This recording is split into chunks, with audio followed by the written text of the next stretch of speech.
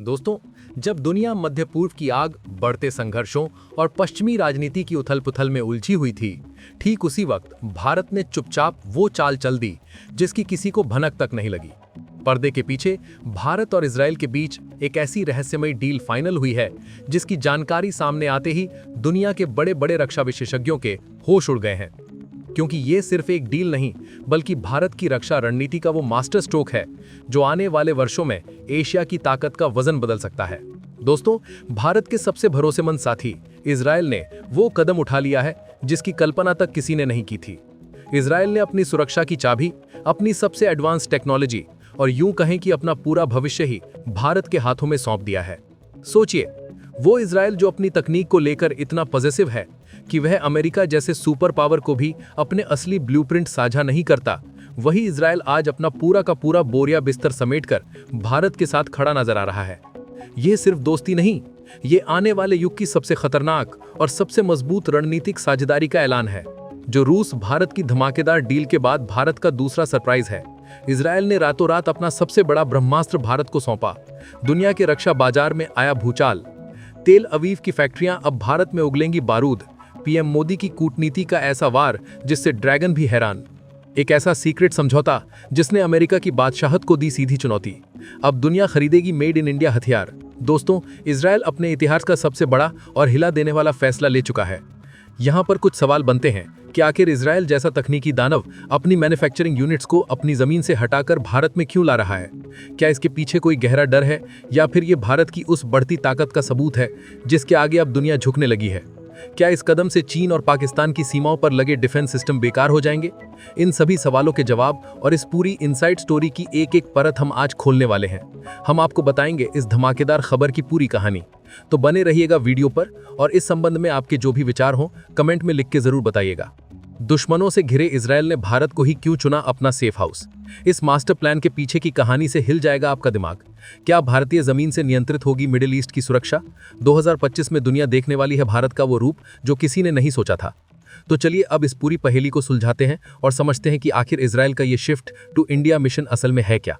सबसे पहले तो आप अपने दिमाग से ये बात निकाल दीजिए कि ये सिर्फ एक बिजनेस डील है। जी नहीं, ये सर्वाइवल और डोमिनेशन यानी अस्तित्व और वर्चस्व की लड़ाई है।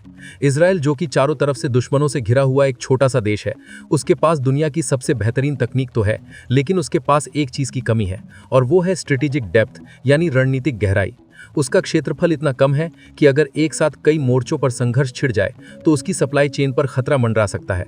ऐसे में उसे जरूरत थी एक ऐसे भरोसेमंद दोस्त की, एक ऐसे सेफ जोन की, जहां वो अपनी सबसे महत्वपूर्ण मशीनों, अपने सबसे घातक ड्रोन्स और मिसाइल सिस्टम्स को सुरक्षित तरीके से बना सके, और दुनिया के नक्शे पर उसे भारत से बेहतर और कोई जगह नजर नहीं आई। इसे आप ऐसे समझिए कि इजरायल अब भारत को अपना बैकयार्ड नहीं बल्कि अपना दूसरा घर मान चुका है।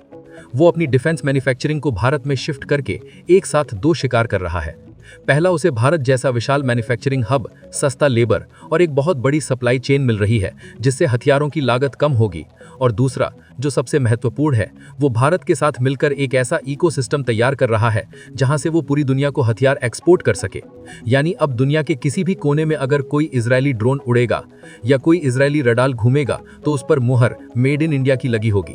ये भारत के लिए मेक इन इंडिया का सबसे बड़ा अपग्रेड है। अब हम सिर्फ असेंबल नहीं करेंगे, अब हम बनाएंगे, और वो भी ऐसी टेक्नोलॉजी जो दुनिया में किसी और के पास नहीं है। लेकिन सवाल यह है कि क्या ये सब इतनी आसानी से हो गया? क्या अमेरिका और चीन जैसे देश चुपचाप बैठकर ये तमाशा देख रहे थे? अब जरा इस कहानी के दूसरे पहलू पर गौर करते हैं जो आपको और भी ज्यादा चौंका देगा। जब इजरायल ने यह फैसला लिया कि वो अपनी डिफेंस लाइंस को भारत मूव करेगा, तो ये खबर बीजिंग और इस्लामाबाद के लिए किसी सदमे से कम नहीं थी। चीन हमेशा से ये मानता आया है कि एशिया में मैन्युफैक्चरिंग का किंग सिर्फ वही है। उसे लगता था कि दुनिया की हर बड़ी कंपनी को अंत में चीन के पास ही आना पड़ेगा। लेकिन इजरायल ने भारत को चुनकर चीन के इस घमंड को चकनाचूर कर दिया है। इजरायल जानता है कि चीन की नीतियां भरोसे के लायक नहीं है। चीन आज तकनीक लेता है और कल उसी की कॉपी करके अपना सस्ता वर्जन बाजार में उतार देता है। इसे रिवर्स इंजीनियरिंग कहते हैं, जिसमें चीन माहिर है। लेकिन भारत के साथ ऐसा नहीं है। भारत और इजरायल का रिश्ता केवल खरीदार और विक्रेता का नहीं है, बल्कि ये रिश्ता साझे मूल्यों और भरोसे पर टिका है। इजरायली कंपनियां जैसे एल्बिट सिस्टम्स पहले ही भारत में अपने पैर जमा चुकी हैं। अब खबर यह है कि एडवांस रडार सिस्टम्स, यूएवी यानी अनमैन्ड एरियल व्हीकल्स, और यहां तक कि मिसाइल इंटरसेप्टर्स के महत्वपूर्ण पार्ट्स भी भारत में बनाए जाएंगे। सोचिए, जिस बराकेट मिसाइल सिस्टम ने भारत की सुरक्षा को अभेद्य बनाया है, अब उसका अपग्रेडेड वर्जन पूरी तरह से भारतीय इंजीनियरों की देखरेख में तैयार होगा। ये भारत की डिफेंस इंडस्ट्री के लिए एक क्वांटम जंप है। अब तक हम दुनिया से टेक्नोलॉजी मांगते थे, हाथ फैलाते थे, लेकिन अब इजरायल खुद अपनी टेक्नोलॉजी हमारी झोली में डाल रहा है, क्योंकि उसे पता है कि 2025 का भारत अब दुनिया की उभरती हुई महाशक्ति है। ये बदलाव रातों रात नहीं हुआ। इसके पीछे सालों की वो कूटनीति है जिसने भारत को एक सॉफ्ट पावर से हार्ड पावर में बदल दिया है। लेकिन रुकिए, इसमें एक और गहरा राज छिपा है। क्या इजरायल भारत का इस्तेमाल सिर्फ एक फैक्ट्री के तौर पर कर रहा है, या फिर प्लान कुछ और ही है? इस पूरे घटनाक्रम में जो सबसे बड़ा गेम चेंजर पॉइंट है, वो है भारत का ग्लोबल एक्सपोर्ट हब बनना। इजरायल की आबादी कम है, उसकी उत्पादन क्षमता सीमित है, लेकिन उसके हथियारों की मांग पूरी दुनिया में है। यूरोप से लेकर एशिया तक हर कोई इजरायली ड्रोन्स और सर्वेलेंस सिस्टम्स चाहता है। ऐसे में भारत इजरायल के लिए एक लॉन्च पैड बन गया है। अब जो हथियार भारत में बनेंगे, वो सिर्फ भारतीय सेना के लिए नहीं होंगे, बल्कि उन्हें तीसरे देशों को बेचा जाएगा। इसका सीधा मतलब है कि भारत अब ग्लोबल आर्म्स मार्केट में एक बड़ा खिलाड़ी बनकर उभरेगा। अब तक हम दुनिया के सबसे बड़े हथियार आयातक थे, लेकिन इस कदम के बाद हम एक बड़े निर्यातक बनने की राह पर हैं। आप अर्मीनिया का उदाहरण ले लीजिए, जिसने भारत से पिनाका रॉकेट सिस्टम और अन्य हथियार खरीदे। अब आने वाले समय में ऐसे कई देश होंगे जो इजरायली टेक्नोलॉजी वाले हथियार भारत से खरीदेंगे। इससे भारत की अर्थव्यवस्था को जो बूस्ट मिलेगा, उसका अंदाजा आप लगा भी नहीं सकते।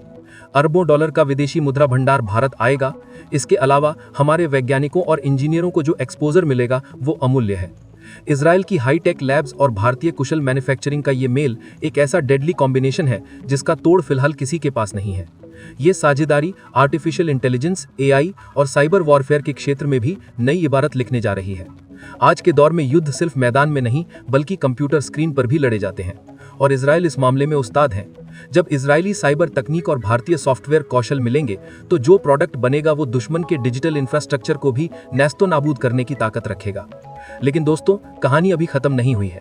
इस पूरी तस्वीर में पाकिस्तान की हालत उस खिसियानी बिल्ली जैसी हो गई है जो खंभा भी नहीं नोच सकती। पाकिस्तान हमेशा से इस्लामिक देशों के कार्ड खेलकर इजरायल के खिलाफ माहौल बनाता रहा है, लेकिन अब जब इजरायल अपनी सबसे कीमती संपत्ति भारत में शिफ्ट कर रहा है, तो पाकिस्तान को समझ आ गया है कि उसका ये प्रोपेगेंडा अब नहीं चलने वाला। इजरायल ने साफ संदेश दे दिया है कि उसका असली रणनीतिक साझेदार कौन है।